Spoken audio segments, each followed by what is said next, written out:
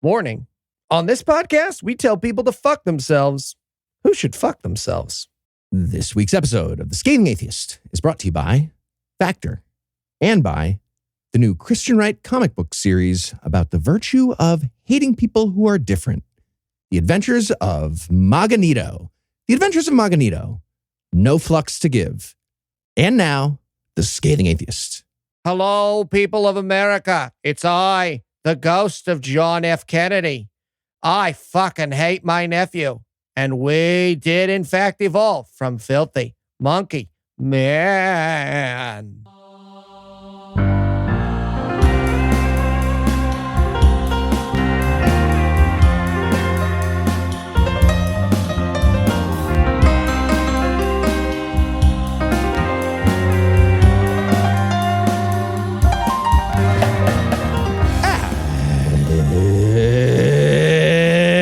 It's Thursday. It's October 17th. And it's Mulligan Day. And it's Mulligan Day. Sports thing. Did I do it right? Yeah, nailed it. Perfect. I'm Neal Bosnick. I'm Ethan Wright. And from Burbclave, New Jersey and Ann Arbor, Michigan, this is The Scathing Atheist. On this week's episode, Michael Marshall will magically appear for some headlines. Neal Stephenson fans will love that snow crash illusion just now. And Anna Bosnick will join us to remind us that Christians have the worst version of everything. But first, the Eli tribe.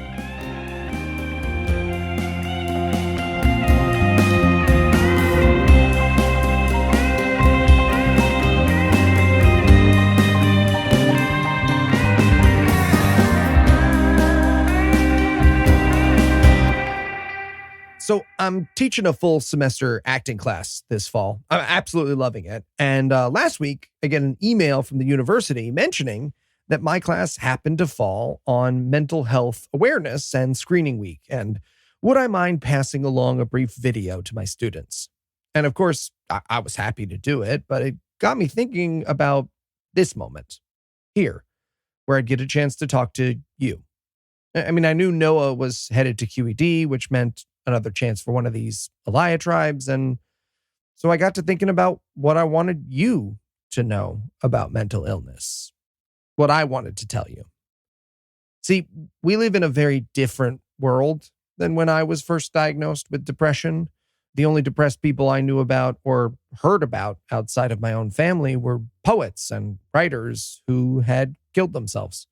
Sylvia Plath, Ernest Hemingway, Virginia Woolf.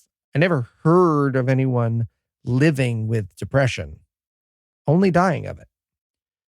And even the experience of those poets didn't match up with my own. Their depression seemed so well expressed, so delicate, so grand. Their depression seemed like one last poem they had lent to the world, and mine was just pathetic. Now, look, obviously everyone's depression is different, but to express to you what mine is like, or at least what it's like when it's bad, I need you to imagine the worst thing you've ever done. A time when you got caught or maybe even just accused of something terrible and it felt like the whole world was against you. Maybe a time when people in your life said and did unforgivably cruel things to you that made you feel entirely alone in a pain that's so total, it's damn near physical. And look, I hope you can't relate to that feeling, but most of us can. And that's what depression is like. All the time. You wake up with that lump in your stomach, that feeling that you've done something wrong, that something terrible has happened, but the terrible thing is just you. And that's before the self-talk starts, and it never really seems to stop. Not a voice in your head so much as it is just a rising certainty that everything you do and say is stupid and shameful and just very obviously the worst. I remember during a very especially bad bout of depression as a kid, sitting and eating a peanut butter and banana sandwich, and crystal clear, like it had been whispered in my ear, I had the thought, that's right, you just eat your stupid fucking sandwich. Which, can I say, in retrospect, is a pretty funny depression thought, but hilarious in retrospect or not, nobody else had depression like me, right? My depression was not, as Susan Sontag put it, melancholy without its charms. It was messy and ugly and mean all day, every day, mean in a way that I believed and identified with in a way that I don't know that I'll ever be free of. And add to that I have what was known at the time as refractory depression and is now called treatment-resistant depression. Can I say I'm kind of glad they hadn't started using that term when I was diagnosed? But the point is, the medications and the treatments available at the time of my diagnosis didn't work for me. Right? Finding medication that helped me was a years-long process, and the slips and slides along the way were painful and embarrassing. It felt like I couldn't even heal in the way medicine intended, that I was somehow so irrevocably broken that even medical science had no help for me. And in the middle of all of this, in a therapy session, a very good psychologist told me something that absolutely baffled me. He said, one of these days, the idea of suicide will be completely reprehensible to you. One of these days, you'll put the chance of killing yourself at 0%. And I was like, 0%? I mean, I laughed at him. Like, when you're in the throes of depression, you feel like you're underwater, and suicide sounds like coming up for air. I mean, I'd been joking, thinking, or outright planning to kill myself since I was a child. I'm not exaggerating. I found one of my old journals this year, and the earliest entry I could find where I expressed the desire to kill myself was when I was 7 years old. And when I told him that, this doctor looked at me and he shared the only thing about himself that he would ever share with me. He said, I get it. I was there, and now I'm here. And now, here I am, almost 20 years after talking to that doctor. And he was right. I'm at a 0. Now, look, a lot of that is my kid, right? I think before I had my kid, I had gotten my offing myself percentages down pretty low. But now that it's something I would do to my son, yeah, it's 0. There's no set of circumstances, no feeling of waking up that sends me that direction. I don't think about suicide seriously, and I don't think about trying to fly seriously. That's how certain I am. And look, it took a lot of work, messy work, therapists and pills and mental health walks and meditations, all the shit you see on brightly colored posters. But it also took setbacks and failures and patient friends and family, and also not patient friends, people I lost, people who didn't want to stick around till I was better. That is their choice. And I still don't know that I can bring myself to blame them for it. In fact, I wouldn't hear anyone talk about depression in the way that I felt it until well into adulthood on John Green's podcast, The Anthropocene Reviewed, in an essay called Harvey. I send people that audio and that text quite a bit. You should check it out if you haven't. The image John Green conjures of lying on his kitchen floor, unable to do anything but stare at the world through the bubbles in a liter of 7-Up.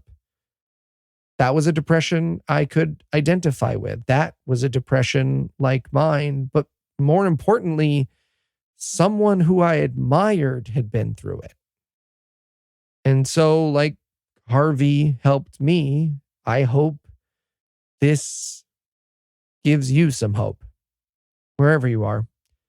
Maybe your depression isn't as bad as mine. Maybe it's worse.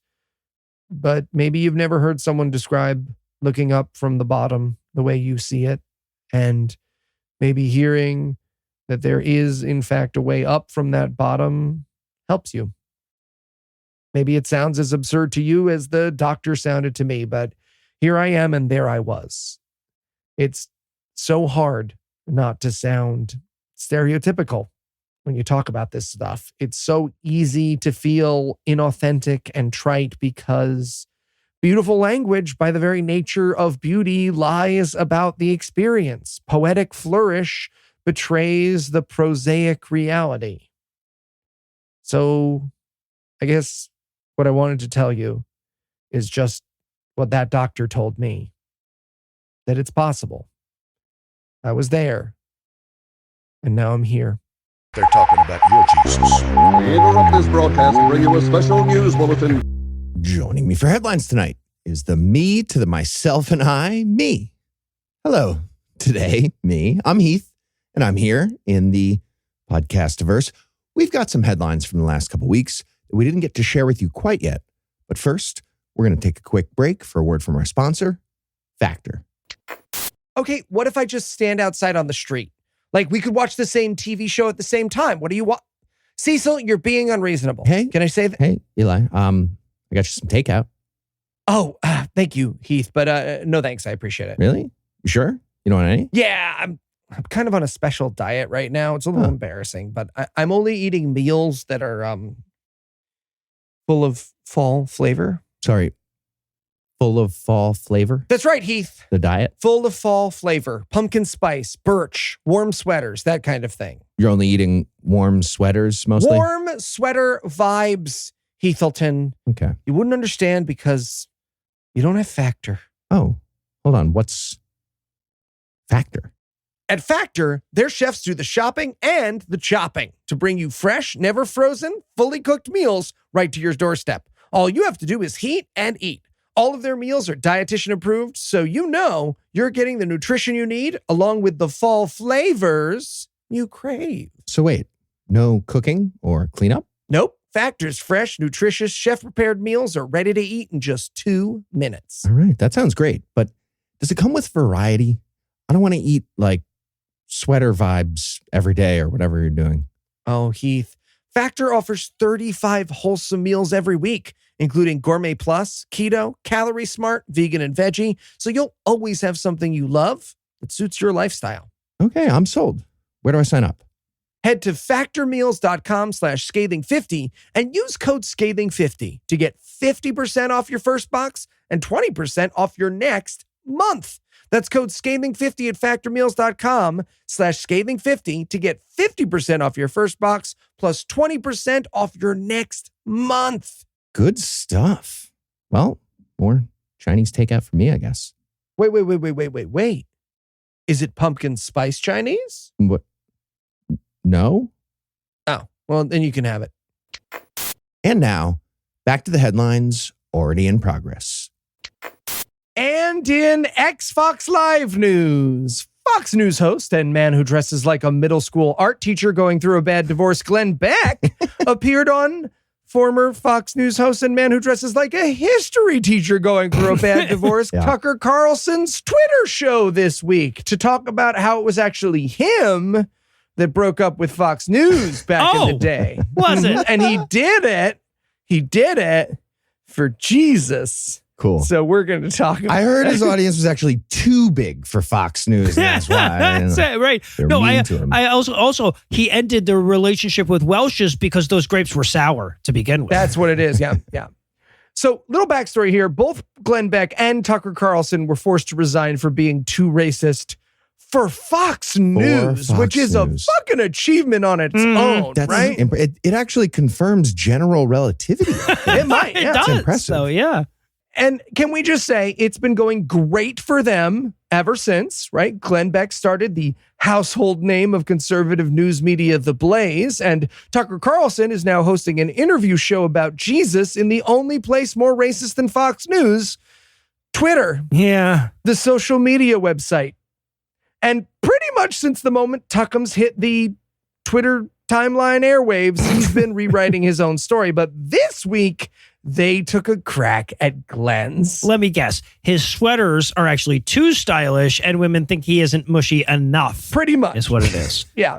So Glenn starts off with a series of insane claims, right? Beck alleges that Fox News hired someone to sift through his garbage in an attempt to find dirt on him, that Roger Ailes had personally threatened him by implying they had information that he had somehow hurt his own wife, and that he was told not to talk about God so much on air, and that his bosses were keeping count of how many times he mentioned him. Really? Okay.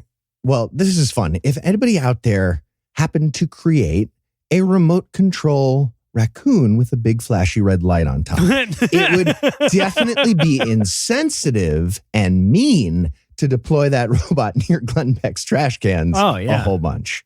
Yeah, but Glenn, the shit you say out of your fucking face is dirt on you, right? Nobody needs to go through your garbage. You sucking is plenty.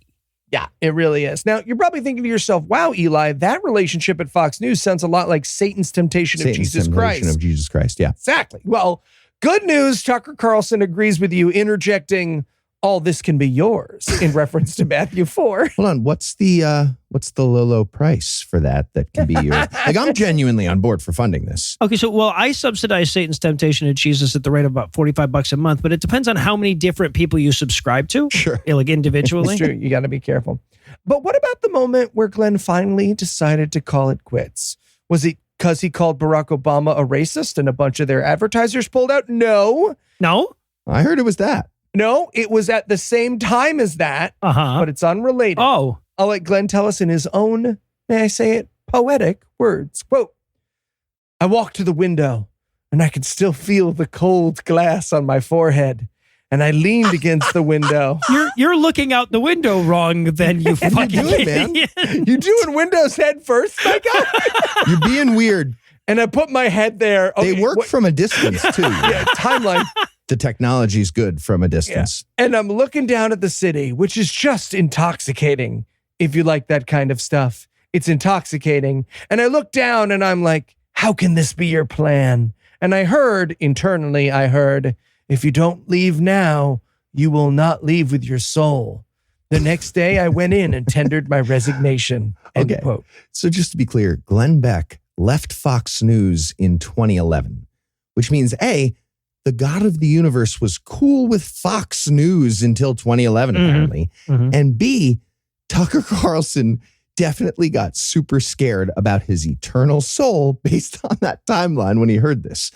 But most importantly, if you're ever feeling a little sad, a little down, think about Glenn Beck pressing his weird middle school art teacher in a divorce face into his pane of sadness glass that he has as a single tear rolls down his cheek. That's fun.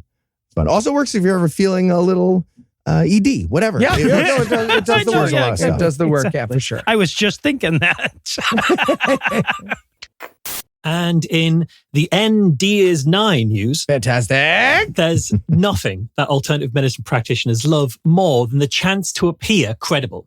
It's like, sure, they'll give the big talk about other ways of knowing and embracing new paradigms, but crack open that door of legitimacy even a little, and they'll be up in your august institutions faster than you can say white lab coat.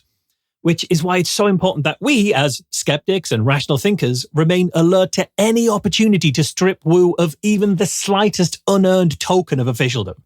Okay, yeah, lots of great ways to do that. I feel like the white lab coat needs to become fully restricted, like a licensed thing. Like if you see a naturopath wearing one, it's like a stolen valor situation. You know what I mean? Like real doctors putting up videos about how they deal with that. Yeah, 100%. I would enjoy those. So fortunately, I bring you news of one such opportunity to fight back today, courtesy of the skeptical writer and the only naturopath we'll ever have speak at QED, Britt Hermes. So far. Because Britt got in touch to tell us that the accreditation of the naturopathic doctoral program offered by Basta University is currently up for review, and part of that review involves asking the public for comments about it. Yeah, but I don't think they mean my comments, do they, Marsh? So Basta University is actually Britt's alma mater, where she studied the same naturopathic course that's under question here before realizing after graduation that everything she'd learned was a complete lie, and that naturopathic doctors can't actually cure cancer or anything like that, and that the only real thing about her college experience was the massive student loan debt that she left with. And sadly, fellow graduates of Basta, who I guess probably don't refer to themselves as bastards, but I think I'll refer to them as bastards. Obviously, yeah. They've not learned that lesson. And many of them go on to be the same naturopathic doctors that will peddle dangerous pseudoscience to sick people throughout their careers. And look, I know some of you might be thinking, why should we care? Why do we care about people who sign up for a course in bullshit? But if you're one of the ones thinking that, you should remember Lots of people believe in all sorts of woo ideas when they're college-aged, but then they go on to be the kinds of people that you look up to and respect and, subscribe to their podcasts and things. Yeah, to be fair, when I was 18, I would have majored in Ayn Rand objectivism if they offered a department for that. Like, I was lucky enough to have those ideas just verbally beat out of me by smarter people, but I get it. When you're 18, you're fucking dumb. Yeah, and I was a 9/11 truther, but I only turned out to be 1/3 right about that. Isn't that right, Marsh? Moving on, I'm not indulging that. The Pennsylvania thing. But fewer people do figure out that it's all bullshit than we'd actually like, partly because colleges like Basta persuade them to go deeper into the bullshit, because when they've graduated, they'll be able to heal the world and get rich doing it, apparently.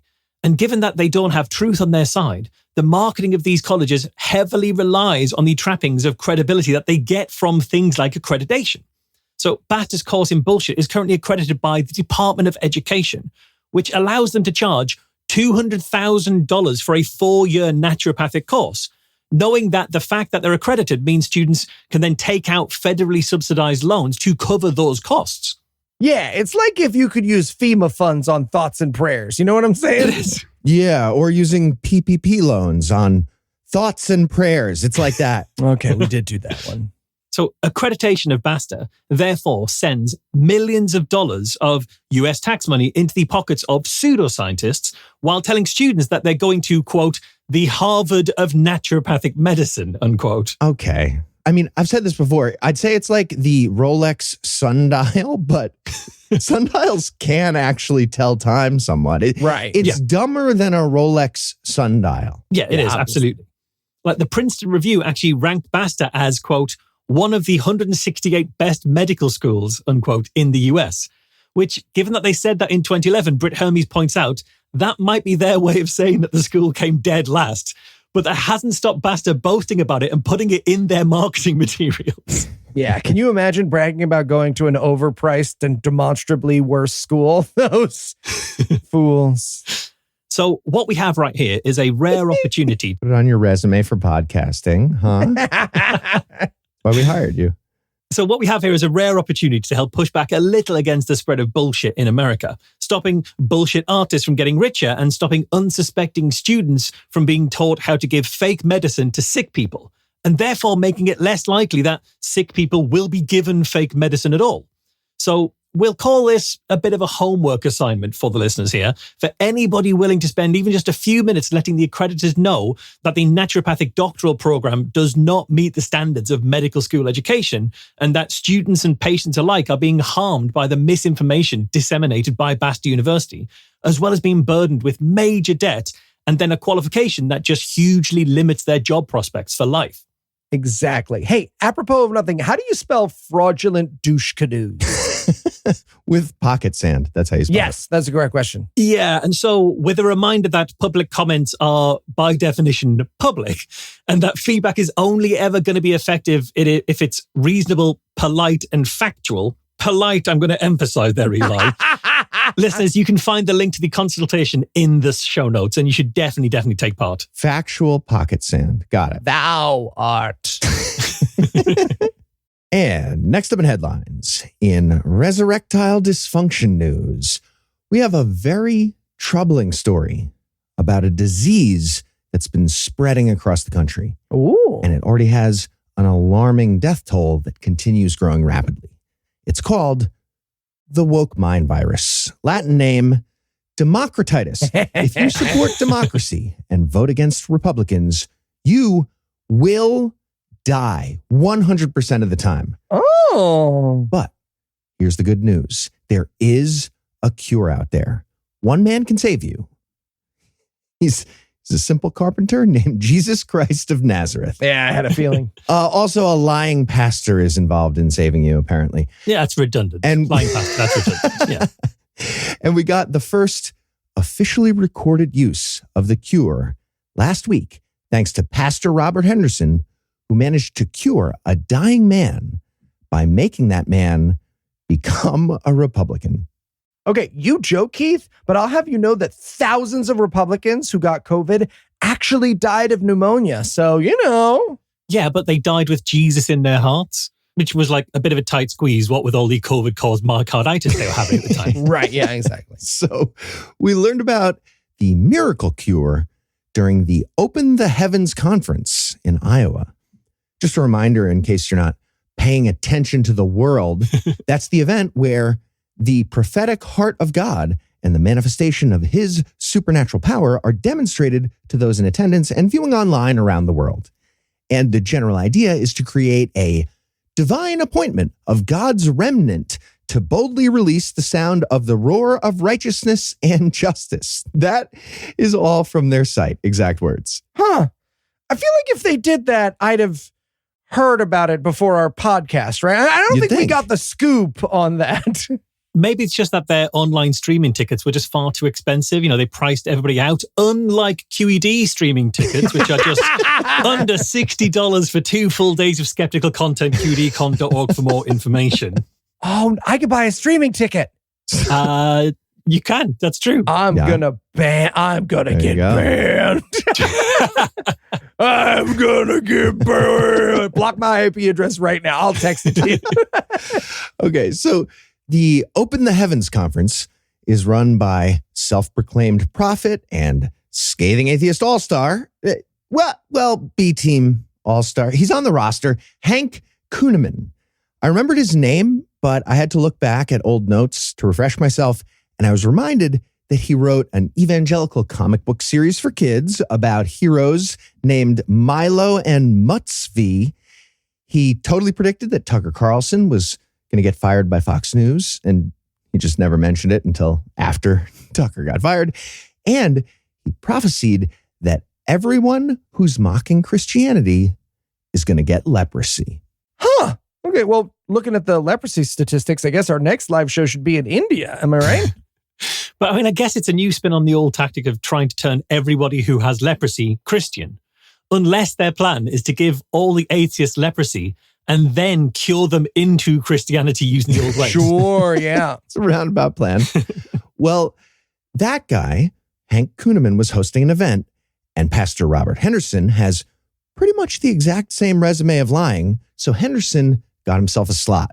You might remember Henderson for blaming 9/11 on Christianity not being unified into one single branch, or from that one time he personally killed Ruth Bader Ginsburg by praying. He did do that, I remember. And this week, he told us that he cast a spell against Kamala Harris to destroy her campaign with, quote, the heat of God.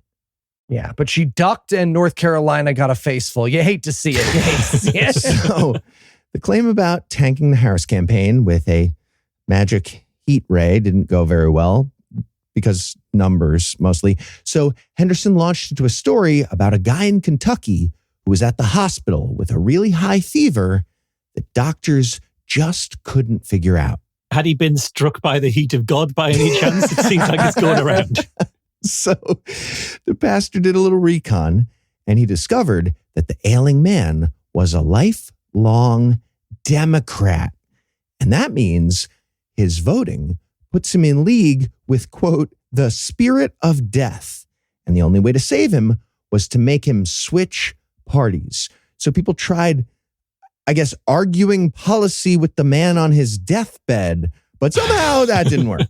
Yeah, I mean, to be fair, if I was on my deathbed and you told me the only way for me to survive was to be a genuine Republican, I'd probably start getting my affairs in order, you know. Yeah, and I'm pretty sure at that point, if instead you choose to switch to third party, the hospital just shoot you themselves. It's like a backdoor to getting good assisted dying like legislation into America. You've either got that route or just be wrongly convicted of murder, and then the state will carry that out for you. Right, yeah, exactly, yeah. Yeah, so Pastor Henderson continued the story, and he explained that he organized a praying sesh, and everybody was like, GOP, turn Republican. And it worked. I'm not joking. And that phrase, I'm not joking, it's actually part of the quote. Henderson said, quote, I'm not joking. Oh, there you go. 5 minutes after we finished that prayer, someone got the call and said his fever just broke. And the man was spared, and he was back at services the next day. I want you to hear this. His vote connected him to something in the spirit world that had to be undone. Hopefully, he repented. Hopefully, he's a good, solid Republican now. Okay, so to be clear, he's not even claiming he won the debate. Nope. He's saying he lost the debate Yep. and then the guy got better, so he probably won later. Because, Yeah. there is one other possibility of the outcome there. So, yeah, the dying Democrat switched parties because of praying in a different building, and his liberal death fever went down. And if it goes back up, hopefully they can find him an election before November so he can vote Republican and make the magic spell official. I worry it's not official until he votes, so they just got lucky. Right, yeah. Or does he have to re-register? A lot of questions. And in Jesus Take the Steel news, as a podcaster, it's not easy to be judgy of other people's career choices. But as Christians are so fond of saying, through God, all things are possible. And such is the case this week with first-round draft pick NBA player AJ Griffin, who explained that he's retiring from basketball this week to follow Jesus. So first off, big thanks to Michael for sending us this story to scathingnews@gmail.com. Michael, thanks to you sending us atheist news at scathingnews@gmail.com. When we throw paper into a container successfully, we'll say your name instead of Kobe's. But yeah, it's provisional. If you keep sending links to Fox News, I think we're going back to Kobe or whatever. Okay, to be fair, I'm the one who found the Fox News link. Okay. That wasn't Okay. Michael's I switched link. It it wasn't Michael's. in the show notes. It's now like Okay, no, there you People go. or something like that. Yeah. He's helped you, yeah. I say Bortles, by the way. I know it's the wrong sport, but when I hit a basket with the rolled up paper, I say Bortles for stuff like that. Gretzky. Yeah. I have no idea what Bortles is. Blake Bortles. Is that a game? Like Wordle? He's a quarterback, but it's from The Good Place. It's our version of Jenga, but it's got guns. It's a reference to The Good Place, which is one of my favorite Right, shows. gotcha. Yeah. So if you're not a sports person like myself or prefer more international sports like Michael Marshall here, AJ Griffin was very good at basketball in college, which meant when NBA teams were choosing players, he got picked first. Kind of like middle school volleyball, but with tens of millions of dollars instead of social dread. Well, first round, 16th overall, but still, it's Right, very yeah, good exactly. player. Yes, in college. Yeah, like as an external observer, it is genuinely hilarious to me how much of American sports seems to run on the solid foundation of dibs. It's all dibs, Oh, yeah. basically. No, it's a we have a big- giant Dibs annual is a big dibs thing. convention for every major sport. Dibs thing people attend. Yeah. And since then, he's been fine at basketball. He played in 92 games, averaged 7.5 points and 17.1 minutes per game, which ChatGPT informs me is good, but certainly not the kind of performance you'd hope from a first-round pick, which is probably why he was traded from the Hawks to the Houston Rockets in the offseason. And look, I'm not saying that's why he's switching to a job with no qualifications or metrics for success. But yes, I am. He's a quitter and quitting is Jesus. Right, yeah, because being an American sports star and being religious is otherwise apparently entirely incompatible, which is why Jesus and God get so little mention during every single fucking post-game interview you'll ever see. Yeah, just to be clear, he's not quitting his multi-million-dollar career to be a minister. He got to the NBA and he was like, meh, and got traded to the Houston Rockets. And then the Rockets told him to play in the extra help summer league to get good, hopefully, and he didn't. So the team was like, hey, any chance you, I don't know, found Jesus and you want to just like take off? I did That'd be find cool. Jesus. Oh, you did? Yeah, no, I did. Oh, it's going to be tough, but we will let you go from your contract if you want. Oh, God, twist my arm. Now, of course, if you have Christian relatives or Facebook friends, you have already seen this story multiple times as a courageous leap into faith instead of the quitterism that it is. With Griffin saying of the move, quote, I gave up basketball to follow Jesus. And I know that in a lot of people's eyes, it seems like a loss in the world's eyes. But I just want to let you guys know that I'm super excited because I truly get to serve God, with my full yes. And I feel like letting go of basketball is allowing me to, go into full-time ministry and truly serving the Lord with all my heart, with all my time too, as well. So Okay. I'm excited to see where that leads me. End exact quote. Okay. I mean, it's the same reason I ended my career as a professional model / actor and got into podcasting with my full yes. I get it. With your full Story yes, as old as time. heart, and time. Yeah. So with that way of words, I am very excited for Griffin's first ministry. Can't wait for his very first Sunday sermon. God is like good and stuff, you know. And on that note, we're going to close out the headlines. Me, thanks as always, Jumanji. And when we come back, the legendary Anna Bosnick is going to give Christianity another roasty music lesson. Here at the Scathing Atheist, we spend lots of time taking down the terrible things that are done in the name of religion. We like to focus on the negative because, well, mostly because it's fun, but we realize it's important to have balance. And that's what we're going to be doing right now in a segment we call God Awful Music. Okay, so actually we're going to start with a whole bunch of negative right now too, because the music's bad. But then a true expert is going to fix it. And that expert is none other than Anna Bosnick. Anna, welcome back. Hey guys, Woo! you ready to get into it? Ready. Oh, this one's a bop. I'm already dancing. This is good Anna's vibe already. dancing. And dancing. Eli, you can hear him shaking right now. Eli, you're still here. So Back welcome. and more adorable more. than ever, Heath Enright. Thank you. There was music, and I was worried that I wasn't in the podcast anymore. What is your theme song in your head? I'm just curious. How does it go? Is it like a... Wow, Okay. Known. He's never asked me to write him music. So I'll have to write him. I'll have to Because write him that's what some she would music. write. I would not write that. I would don't not want write that. I thought it was going to be No. like...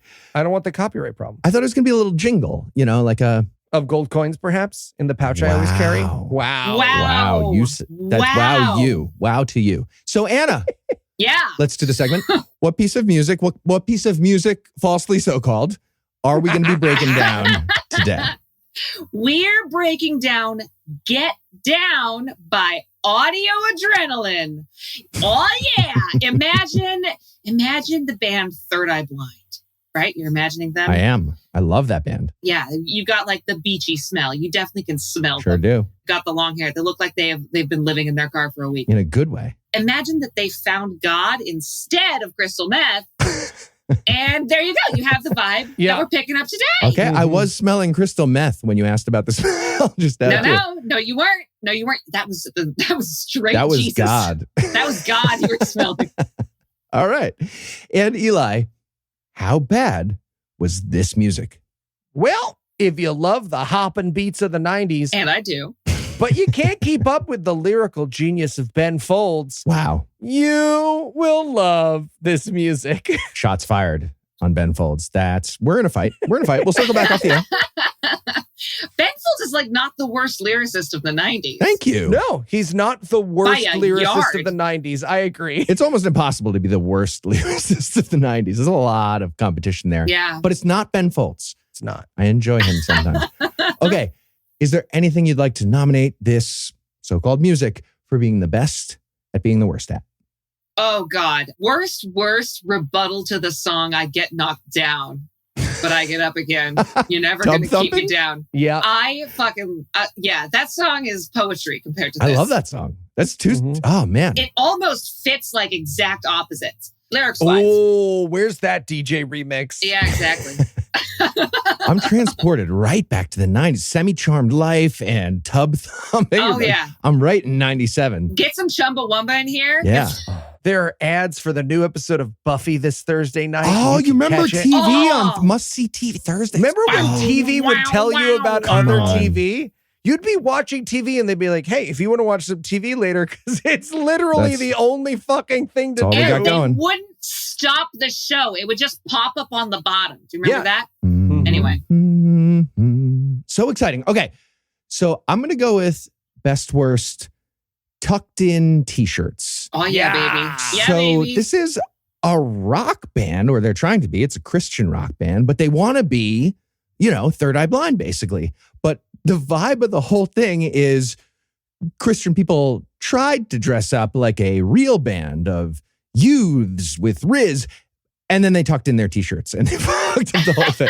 Yeah. I still have to wear the tie. Is that why I put it around my head? All right. And I'm going to go with best pug in the music video. Oh my God. Yeah. This music video opens with a pug. Oh my God. Which I means missed the pug. by definition, it goes downhill from there. Yeah, there's a pug, and I think there's a boxer next to There the is a pug. boxer, yeah. It's pretty great. Not as excited about boxers as I am about pugs. All right, well, we just hit the highlight of the video and song, but let's dive right into it. Eli, do you mind being the lyrical navigator for us?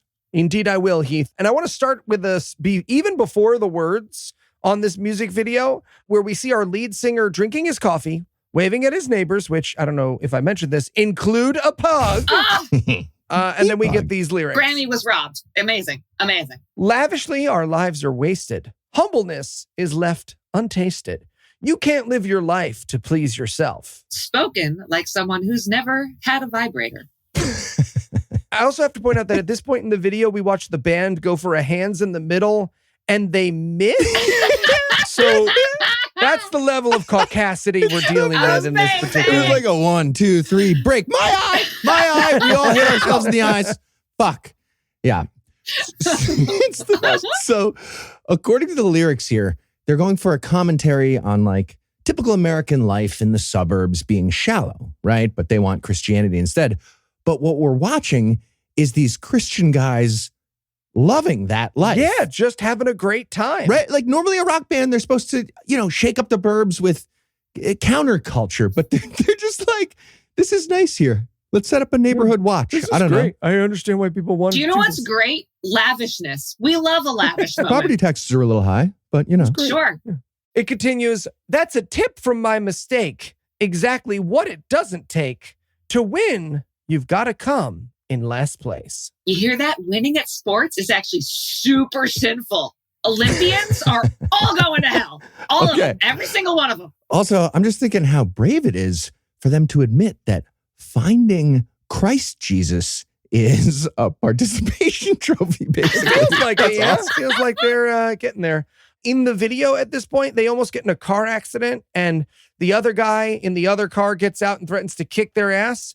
I'm not sure why they kept this in the video. Yeah, it doesn't really fit. I have a theory, though. I think, I'm certain, actually. One guy in this band believes he knows karate and clearly demanded at least one moment in this video to like, do all my sweet karate moves that you all know that I know. And this was it for And he that guy. chickened out. I mean, it's 5 white guys. Of course, one of them thinks they know karate. It's probably more than one, but one the Jamie Kennedy looking guy demanded At it. least one of them thinks he knows karate. Sorry, I should be more specific. They all look like Jamie Kennedy. Yes. The one who most looks like Jamie Kennedy at age 25, that guy. Yeah. Thinks he knows karate. He does not. 3 of them think they know karate. One of them pronounces it karate, and that's the guy. Let's be honest. They all pronounce it karate. Yeah, exactly. One of them says Jodo instead of dojo. Absolutely no Jodo. question. Yeah.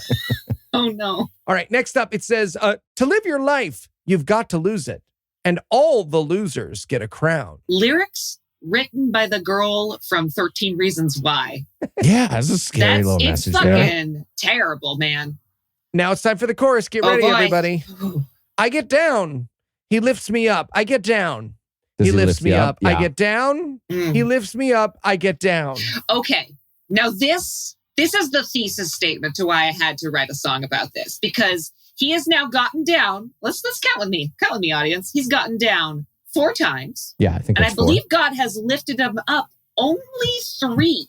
Ooh. So either that is a inconsistent measurement of lifting or falling, or God is slacking. Yeah. God is slacking. You're like falling down on purpose at this point. Yeah, the God of the universe has that trouble with like, counting how many months it's been since, because like January starts Right. as 1, but it's sort of the 0th month at the beginning. It's a leap year. He didn't get it. Also, the video has given up on itself at this point. There was sort of a theme of them wandering through the suburbs, but now it's just switched to a concert footage. But they're a Christian band, and they obviously can't fill a room with people. So it's shot like all the scenes at the Bronze in Buffy the Vampire Slayer, right? There's the band, And then there's a very excited line of dancers who would like to assure us under oath that this club is hopping. Yeah, it's like every video of a Trump rally for the last couple of months with just like those 3 women he clearly paid to be, quote, enthusiastically clapping and swaying behind me. You have to do it for this amount of money. The whole time. Oh, Otherwise, it's so you don't good. get the KFC coupon. All right. Let's talk another lyric here. All I need's another day where I can't seem to get away from the many things that drag me down. So far, the things that drag you down are pleasing yourself, having confidence, and winning at things. And the concept of winning. The concept of winning. So sad. So this is where the video took a confusing turn for me. All of a sudden, we're learning about the plight of the newspaper delivery guy on the electric scooter, like an adult, like a 25-year-old guy whose job that is with a paper wrap. He's in an army helmet. Yeah, he's going to come back. Not in a way that makes sense, but he is going to come back. A bunch more of this is like from his perspective and like how maybe God helps that tough job he has. Buckle in, guys, because it's about to get relatable. All right, are you ready? Oh, boy. I'm sure you've had a day like me when nothing seems to set you free from the burdens you can't carry all alone. Yeah. Yeah, I mean, that does tend to be the case when you rely on an imaginary friend to help you with your real problems. Yeah, I mean, right. That's an issue. And I should point out that the video chooses to illustrate this for us by handing one of the band members a bunch of binders, which I guess would be an okay illustration, except he's grinning and so excited to be in a music video the whole time. It doesn't quite get the solemnness meaning across. I thought he was just grinning at like binders. Like he enjoys stationery and good organization of businessy stuff. Like, again, the band member is supposed to, get the boring desk job, but then explode the cubicle with the power of rock and roll and like change everything. My God. But this guy is just like, ooh, 401k matching plan. Nice. I like this job in the suburbs that I 4% have. rather than 3. Wow. Ooh, you got the plastic sheets, so I'm not gonna tear any of the stuff out this week. All right, it continues. In your weakness, he is stronger. In your darkness, he shines through. Sounds like a super healthy, chill relationship. Well, that's because you aren't seeing how well he's handling these binders now that God is on his side, Anna. Apparently not. Do the homework. Okay. Seriously, though, Does the pug come back? that the pug does not, sadly, but that is the message about the binders for real. Like, according to those lyrics, in your darkness, by which they mean when you just can't organize binders in your cubicle, he shines through. Like Jesus Christ inspires you to, and then we watch. To go get a label maker. To use and the little highlighter? shelf area and get the label maker. It's actually out, but you have to Oh my refill it. God. But then once you refill it, you put labels on everything and it's very organized. So it's pretty nice. Wow. Thanks to Jesus Christ. Mm-hmm. He continues, when you're crying, he's your comfort. When you're all alone, he's carrying you. Yeah, and according to the video, that lyric was about when you're riding your scooter on your paper route as a full-grown adult, and you get a little wobbly for a second, but then you're fine. God's the scooter. Yeah. Thanks to Jesus and God, yeah. So we get the chorus again here. I get down, he lifts me up. I get down, he lifts me up. I get down, he lifts me up. I get down. And the illustration at this point, correct me if I'm wrong, is a guy standing in line at a burger shop. Mm-hmm. He picks his nose and then throws that booger in the garbage. Ew. At which point he's asked to leave the restaurant by people bigger than him. What I'm saying is that this isn't a Hillsong. You know what I'm saying? Okay. What Elijah said is exactly what we see with our eyes if you watch this video. But, He flicks a booger? well, I think here's what they were going for. The nose-picking guy that we clearly watched, he was supposed to be throwing out his gum in the garbage, like he's online at the burger place, and he's like, oh, I have gum. A good person would throw it out in the garbage right over there. I'll walk over there. A Christian would put it in the garbage. A Christian thing to do would be to put that in the garbage and then get back in line. So he starts doing that, and he tries to get back in line, and then big guys with muscles cut the line, and they're like, back in the line, dude. And you need Jesus when that happens. So to be clear, though, what happened is Gum Guy had so much trouble taking the gum out of his mouth, like in real life, the actor, the band member, that it looked like a very aggressive nose pick in video. Sure did. I mean, to be fair, not a lot of people do take their gum out of their mouth through their nostril. Yeah, that's a weird pick. It can be done. Any sideshow performer will tell you it can be done. But man, gross. Yeah. And just to be clear about the lesson here, the guy, he just goes to the back of the line after the big guys cut him because Jesus helped him be a coward in a good way. Yeah, good for you. Good for you, Jesus. So we get that chorus again. I get down, he lifts me up. I get down, he lifts me up. I get down, he lifts me up. Yeah, double chorus. Every time I'm down, the Lord lifts me up. So just so we're clear on where the score, we're going to settle the score. So far, we're halfway through the song. Literally not every time, even in the song. Because like 11 times he's gotten down. And only 9 times has the Lord lifted him back up again. He's like pretty much subterranean at this point. It's true. Yeah, he is sinking. Christianity is getting Bugs Bunnied in their own song with the old like 1 for you, 1, 2 for me, 1 for you, 1, 2, 3 for me. So Exactly. Let's get back to another verse here. The valley is so deep. See my previous math. I can barely see the sun. Also, at this point in the video, he's, as Heath mentioned, in the back at the burger place, and a pregnant lady is behind him, and he lets her in front of him. But they didn't have a pregnant friend. No, so they're just letting they a did not. woman who's leaning backwards in front of him. yeah, they just do the like hand baby shape thing in that area. And they're like, that's pregnancy, right? Just rubbing my food baby. Rubbing my Chipotle burrito. Okay, if I'm in that scenario, I would definitely let the pregnant woman go in front of me. I'm cool with that, but not the guy. Right? Like I'm still in line. Yeah, the husband takes the free ride. He can go behind me. Interesting. I would let anybody with IBS go in front of me. If you're rubbing your stomach like that, thank you. I don't even want to. Just geometrically, I don't know if that's smart, but I like your sentiment. She's related to a victim of irritable bowel syndrome. So there's a lot.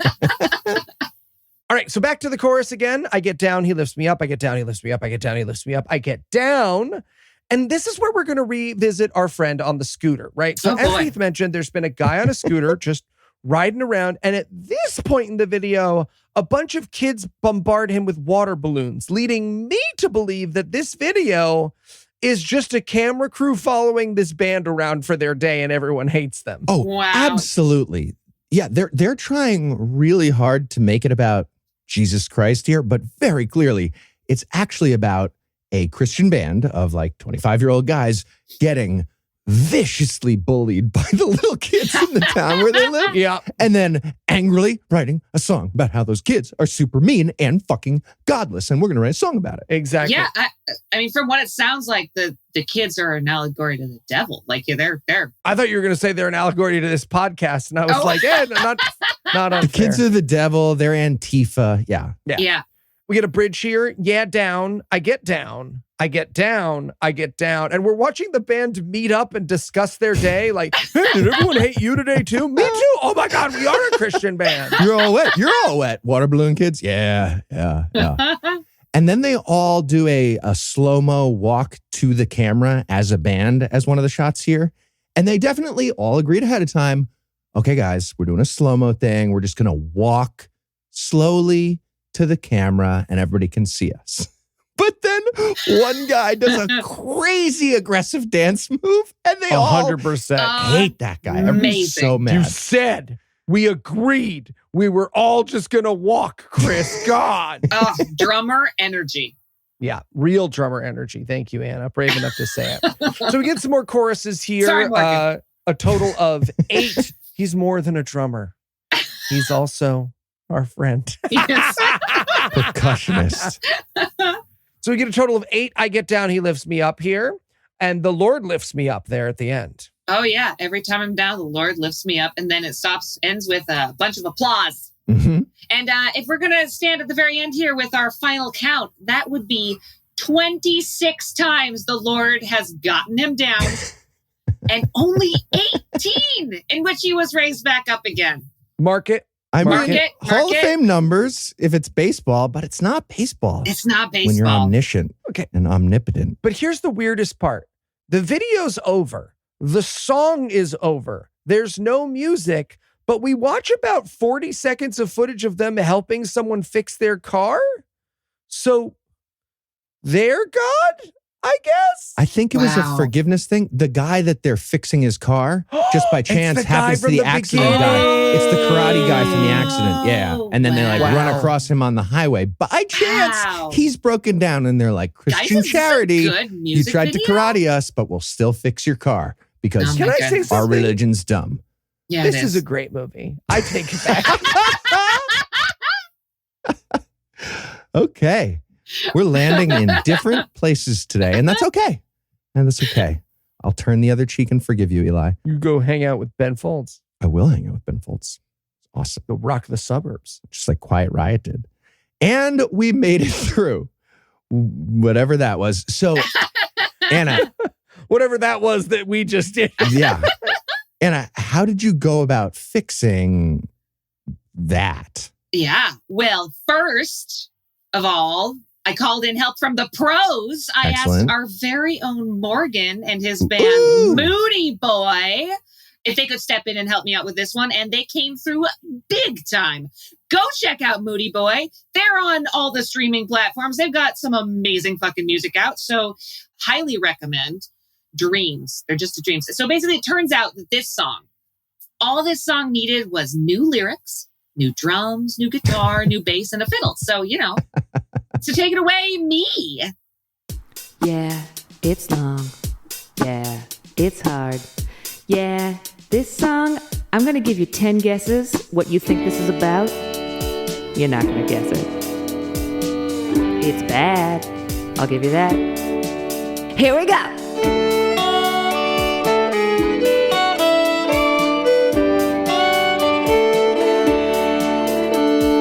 If you've ever met a Christian, even one not on a mission, then you probably had the same discourse. That even if you don't believe about the Bible, we agree it's just as good as other legends, Egyptian, Greek, and Norse. So sit right down and give it a read and see why this opinion is objectively wrong. It's long, but if you keep on reading, it's dumb. But if you keep on reading, it's long. Good fucking grief, good luck suspending that disbelief. And now you gotta find your friend and ask them why would they pretend to have read the book when clearly that ain't right. Yeah, turns out most people have agreed to skip the genealogies and cherry pick the verses that they like. But seems to me if my religion were based on nothing but this text, I'd be a bit more concerned about the slavery, murder, and the rapey sex. It's long, but if you keep on reading, it's dumb. But if you keep on reading this slog through the fucking Bible, I'm numb in the brain cause it's indescribably bad. Ain't a book of poetry sad? How folks don't know and they're mad when you say this shit isn't even good for a book of myths. No morals, no story, no overarching messages of peace. Gets really dark and gory. Why the fuck would anybody ever wanna be a priest? It's long, but if you keep on reading, it's dumb. But if you keep on reading this slog through the fucking Bible, I'm numb in the brain cause it's indescribably bad. Ain't a book of poetry sad? How folks don't know and they're mad when you say this shit isn't even good for a book of myths. I'm bored, but I keep on reading. I'm floored by the misogyny, good lord. The Old and New Testaments are equally wackadoodle, it sucks. And I keep on reading my fucks. There's none to see here, I'm stuck.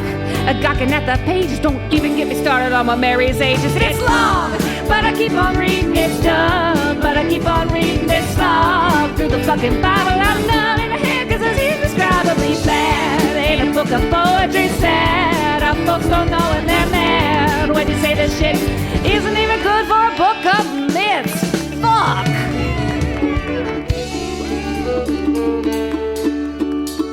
Hell yeah. And that's all the blasphemy we've got for you tonight. We'll be back in 10,022 minutes with more. If you can't wait that long, be on the lookout for a brand new episode of our sister show, The Skepticrat, debuting at 7 a.m. Eastern on Monday. An even newer episode of our sister show's hot friend, GodAwfulMovies, debuting at 7 a.m. Eastern on Tuesday. And an even newer episode of our half-sister show, Citation Needed, debuting at noon Eastern on Wednesday. Big thanks to Anna, big thanks to Eli, and of course a big thanks to all the Patreon donors, new and old. Your magnanimous munificence, mammoth mental mastery, and majestic mammalian magnetism mesmerize mere mortals like me. So close. And you will be complimented next time around. And if you're feeling financially benevolent like those fine people, you can make a per episode donation at patreon.com/scathingatheist. And that'll get you early access to an ad-free version of every episode. You can also make a one-time donation by clicking on the donate button on the right side of the homepage at scathingatheist.com. And if you don't have the money for giving away money, we get it. You can also help a ton by leaving us a 5-star review, telling a friend about the show, and following us on social media. And speaking of social media, Tim Robertson handles that for us. And our audio engineer is Morgan Clark, who also wrote all the music used in this episode, which was used with permission. If you have questions, comments, or death threats, you'll find all the contact info on the contact page at ScathingAtheist.com.